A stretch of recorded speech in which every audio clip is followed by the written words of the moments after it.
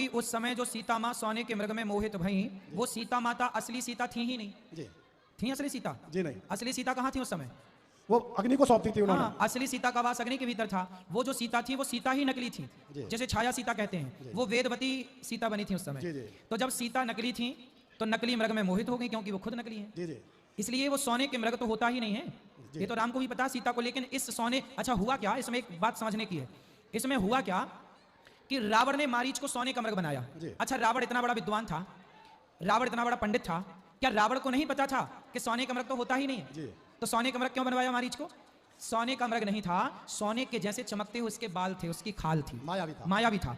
और रावण ने सोचा कि यदि ये सोने के मृग के पीछे भाग गए तो मैं मान लूंगा कि राम बनवासी राम है, ये भगवान नहीं है। और राम पहचान गए कि ये मृग है तो मैं चरणों में गिर पड़ूंगा कि ये भगवान है। तो रावण परीक्षा लेने आया था राम की, कि देखूं कि ये, क्योंकि राम जी ने रावण उस लीला के पहले और लोगों को मार दिया था। राम जी ने खरदूषण को मार गिराया ना राम जी ने। तो रावण को डाउट हुआ कि ये भगवान तो नहीं है। तो रावण बोला एक बार परीक्षा लेकर देखता हूं। तो सोने का मृग बनाया और सोचा कि यदि ये पहचान गए तो मैं मान लूंगा कि ये भगवान है, और नहीं पहचाने तो मैं मान लूंगा कि ये तो बनवासी है। तो राम जी भी बोले अच्छा तो मेरी परीक्षा लेने आया है, मैं तेरी परीक्षा में फेल हो जाता हूं, क्योंकि फेल होने से ही आगे की लीलाएं संभव थी।